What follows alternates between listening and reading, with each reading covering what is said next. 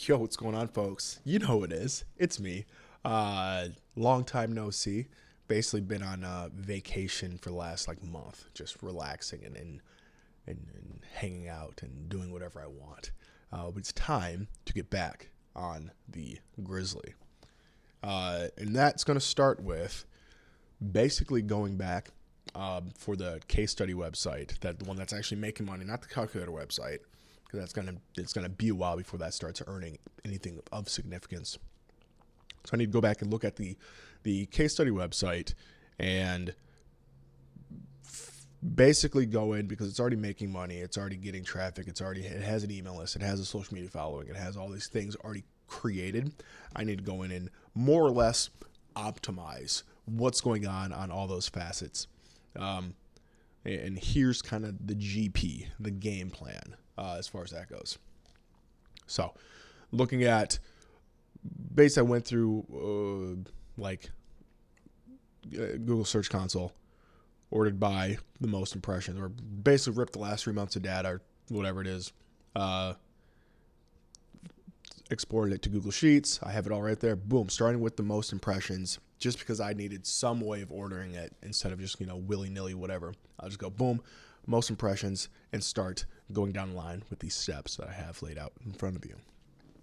So, first, I'm basically going to be looking to make sure everything that's on those posts is accurate, up to date, makes sense, reads well. It doesn't have a bunch of nonsense and kind of fluff. Are you looking for the best coffee mug? Then you've come to the right place. So those kind of introductions. I think what I might, I'll probably craft up some kind of outline as far as the general how I want an article to read. It'll probably be summary at first. I'll probably 86, get rid of all the introductions and turn them into just really, really easy to read and understand bullet points as far as what questions are going to be answered in the post. You know what I mean? And I think I have a few of these already set up, but there's a lot more that don't have that yet. So create that, boom. So when they come on, they don't have to read the whole thing. If they just want to skim, they want the answer right away. It's here's what you're gonna learn. Here's the answer. Here's what it is. If it's a purchase, something to buy, boom. Here you go. Go here to buy it, or go here sign up, or continue reading to get a more in-depth answer to the question that you have. So, got to update all that, and then along with that is how's the actual selling in the article. I think even though most of the articles are informational, I can still have call to actions throughout. And are those actually would I click that link? If I read that, would I click it? And that's kind of difficult, just because you got to kind of look at it from an unbiased perspective, which is, virtually impossible when you're looking at your own stuff. But just, hey, is there something I can change? Or maybe I could look for something like a split test, plugin, if something like that's available, so I can see hey, which one actually works better. That's kind of that. Going through all the images, are they important? Are they relevant? Are they stock images that don't add anything? Well, then I'd probably get rid of them or change them out to something that does make sense. Do I actually have alt text on those? I know I don't, because that's not something I ever really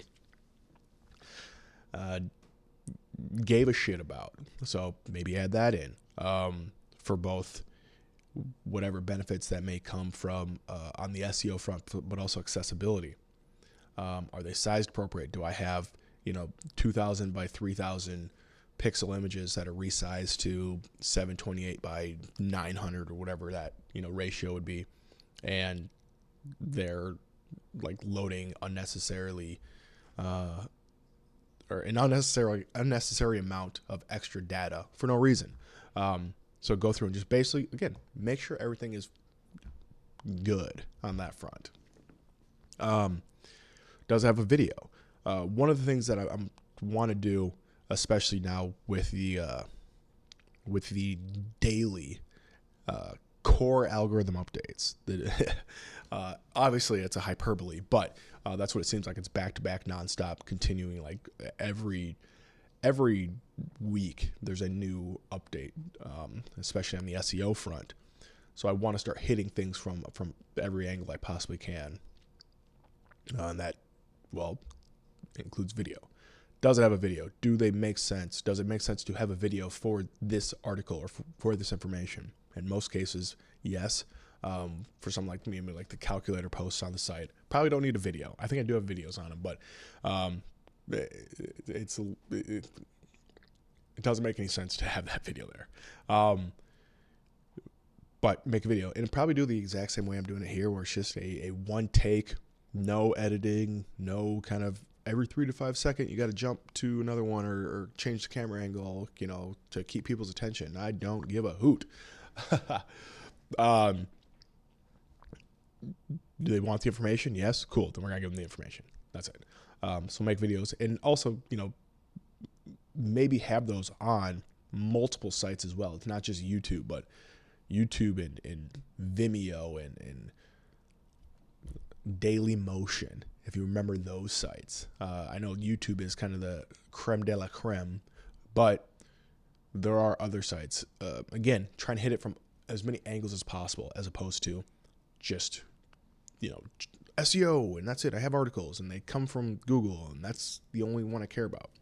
But instead, just constant every angle I possibly can.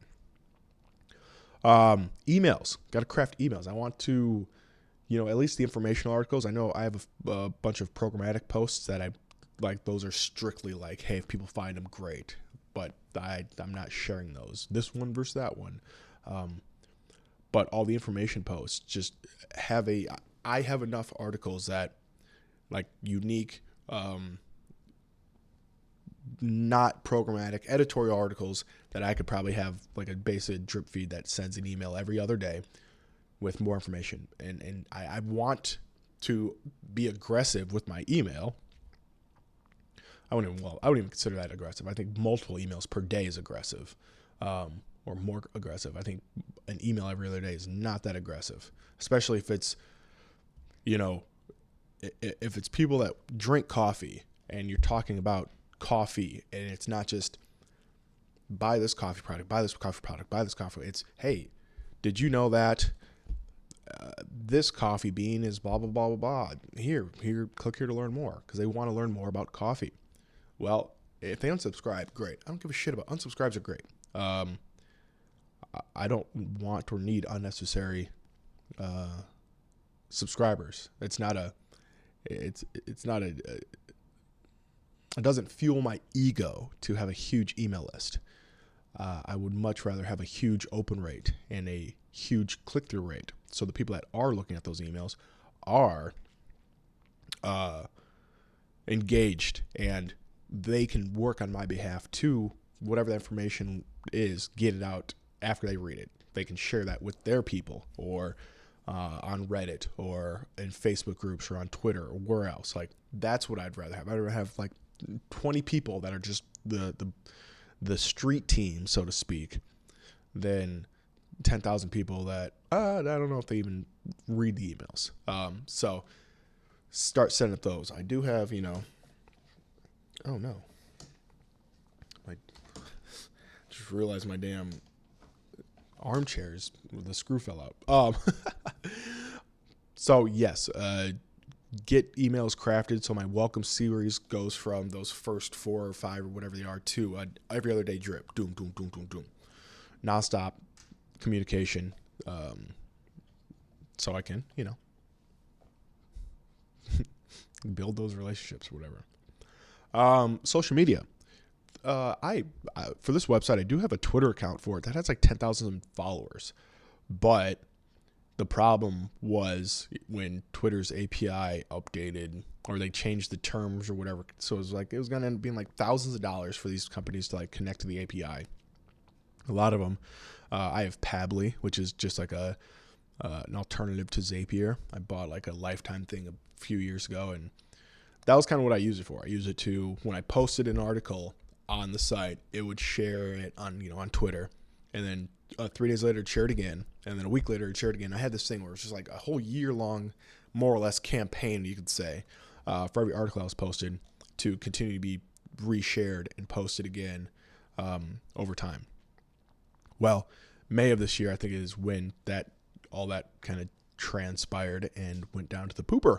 So Twitter's been vacant for 7 months or so. There's an Instagram account, which it's there. It's an insignificant amount of subscribers, but I imagine that if I do start posting on there again, or the social media stuff will probably be the third party. I'll probably hire a VA for that. I can then re-include that in like the footer and the sidebar or wherever else on the site to get people to follow accounts on there. I think YouTube is kind of crafted in there as far as social media goes, but it does, video is its own kind of separate bullet point on here. But just have those being promoted again. Hey, could probably create something where it's I don't know if like the email or the Twitter schedulers are still a thing. Well, with the API change, I'll have to look into that. Or if it's just a matter of, hey, spend the $8 for whatever the Twitter, whatever premium nonsense, the blue check mark, and get the scheduler if there's one built in with whatever TweetDeck or whatever they have. So figure that out. That isn't necessarily needed to be done right away. That can be done at a later date. But that's going to be part of the equation. Traffic link potential. That's more like one-off kind of sharing in on third parties, like a Facebook group. Hey, I found this. That's done. You have to do this in kind of a crafty way, where it's like, hey, I stumbled upon this and it has really great information. Does anybody know anything about this site or blah blah blah blah? Well, then people click over. They want to learn more. They figure things out. Yada yada yada. So are there sites and are there places where I can traffic link to get traffic and subscribers, and then basically not wait around for an algorithm to send me traffic, but be proactive with it. In most cases for this site and topics, there's probably not going to be a lot of traffic leaks available, but can always experiment. I can hire a VA to do this part and just say, hey, go make 10 accounts on wherever and start experimenting and try things out and like record what's going on, and we'll figure out what works and what doesn't work and go from there. Then lastly, third-party content sites. Especially with this site being so reliant on SEO for the last 4 years, and with how especially Google is going with these SERPs are fluctuating every week and going crazy. I don't want to rely solely on getting people to my site to then send them to an offer or to sign up. It's like I don't necessarily need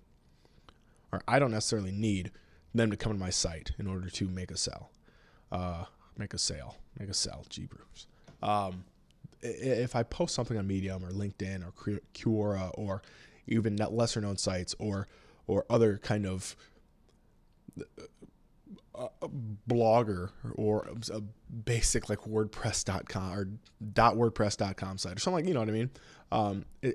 As long as they all go to the same place, clicking the link or coming back to my site eventually, and then signing up for email list, and then eventually clicking over an offer or buying a product on the e-commerce site. That's all really matters. So just leveraging those sites' authority, basically, parasite type shit, but not like Outlook India, in order to, just take advantage. I don't care if they come to my site. That doesn't really matter. It's like, who cares? Like, as long as I click through. I will say that, there is no Amazon like affiliates on the site at all. So there's no threat as far as that goes. And if anything, I could just post to these third-party sites and only promote like the e-commerce side, my products that are for sale. That way, hey, whatever. Same with like traffic leaks. I probably traffic leak my products for sale. And even if it's something as simple as, going into a group of potential customers and saying, hey, has anybody purchased from this store? Do these things make sense to buy? Has anybody checked these out? Blah, blah, blah. And hey, might get some clicks, people over, and then I can also get like feedback on what they think. Well, this site looks like shit or something. But yeah, that's kind of what I'm going to be working on for the foreseeable future, just to make sure that, what is working and is making money is going to continue doing that.